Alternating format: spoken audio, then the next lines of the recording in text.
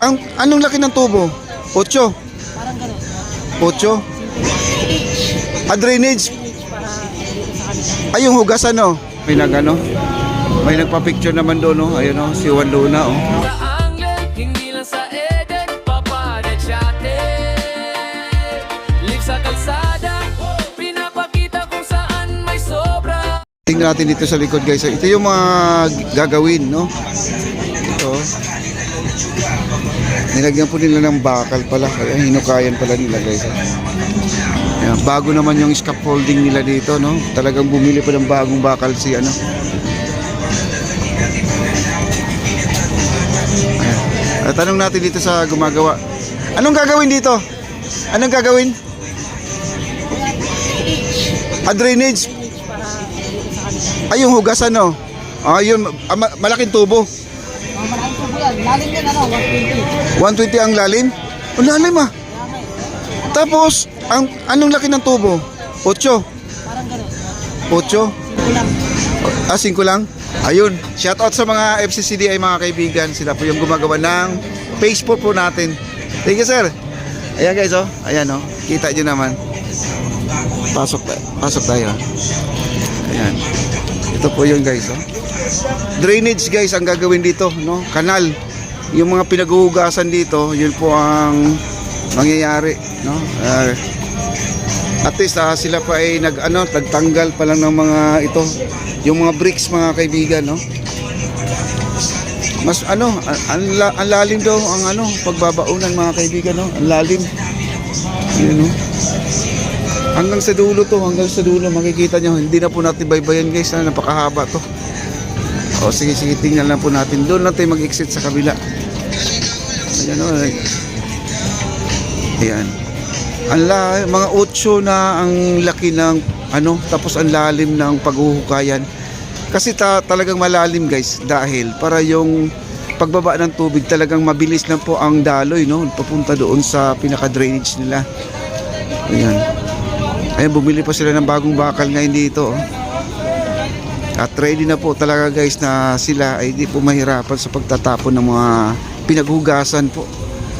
Kasi dapat talaga hindi po mapupunta sa ilog Pasig yung pinaghugasan kasi mahirap po talaga, guys, oh.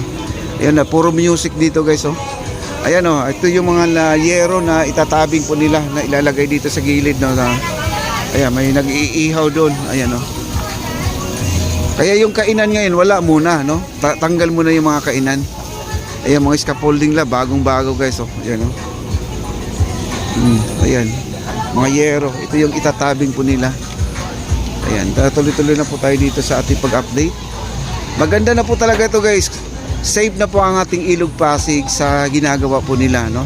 Ang galing talaga ng DSUD, mga kaibigan, dahil mas lalo nilang pinaganda at mas lalong nag-improve po ang ating esplanade. At ang ating ilog din nabigyan ng napakagandang yung tawag dito, yung pagpapaganda, no? Kasi hindi na po siya matatapunan ng mga pinaghuhugasan. Ayan, no? Ayan, no? Mahaba to, guys, hanggang doon sa dulo, no? Yan. Yan, mga kilala po natin yung mga gumagawa na yan. Kilala po natin yan. Kaya balik na po tayo dito, guys, no? Yan, medyo malaya na tayo. Yan. Okay, ito ay buong Maestranza po to. Kung saan yung may mga tindahan, dito lang po sila, no? Dito lang po sila. Yung may mga tindahan po. Shout out pala kay Boss Charles, no? Ang si Boss ng ating FCCDI. Yan, shout out din sa mga taga DSUD, mga kaibigan. Ayan, sila Engineer Ray. Grabe, guys, napakaganda. Ayan, puro music dito, guys. Kaya hirap dito buti na lang at sila pa rin ang gumagawa dito, guys, ang ating FCCDI. Ang FCCDI, guys, sila yung gumawa ng phase 4 natin mula doon sa MacArthur Bridge papuntang Arroceros po. Yun po, sila po ang gumawa doon. Kaya itong ating nakikita ngayon, ito yung pinaka the best ngayon sa ating Maestranza. Dahil yung ating mga vendors hindi na po mahirapan, kasi ang pagkakaalam ko, yung mga pinaghuhugasan nila ay iniipon at sila lang din na nag-iipon ng mga pinaghugasan na hindi nila pwede itapon sa ilog Pasig. kundi dalhin nila sa bahay, doon na po nila itatapon kung saan man po yung may mga kanal ng mga kaibigan. Ayan oh, di ba? Dito sila nag-slice sa likod. Ito yung pinakakusina nila. Dahil itong aking nilalakaran, ito po ay ano to siya? Kainan. No, ngayon wala pong kumakain ngayon dito dahil po ay gagawin po yung drainage nila, no? Lalagyan ng pipes, no? Malaking pipes daw na ibabaon dito. Grabe guys. Mas lalong luminis ang ating Ilog Pasig dahil sa ginagawa po ng ating DSUD, no? At nagbabaon sila ng panibagong pipes dito. Ayan, kita nyo naman guys, no? Napakaganda, no? Okay?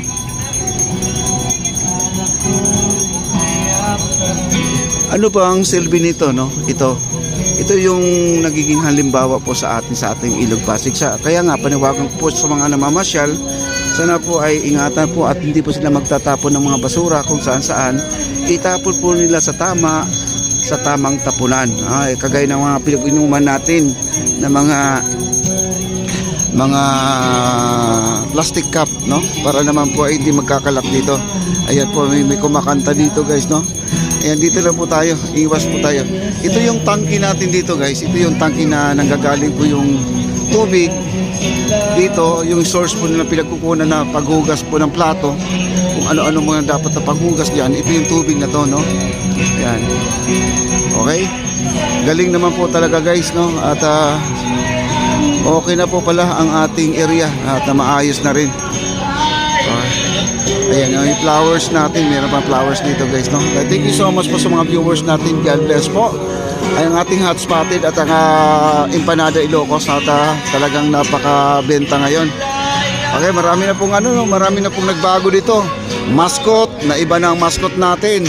Nagiging sila Juan Luna na po ang naging mascot dito at wala na po yung mga Teddy Bear, no? Mga Winnie the Pooh, wala na po Spider-Man, wala na po dito Hello Kitty.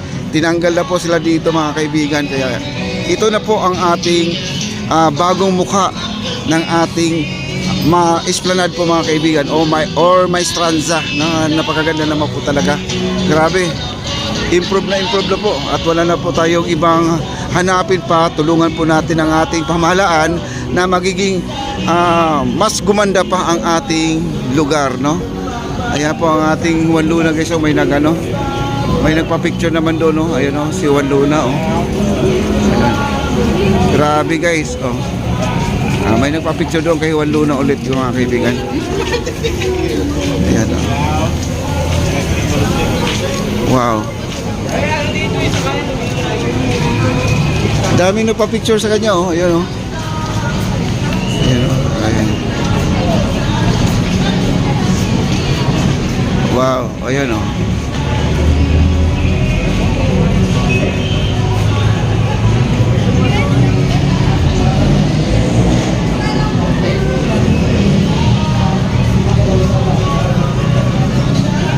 Daming tao papuntang Maestranza guys. Ayan, kumakaway sila kay Juan Luna, oh.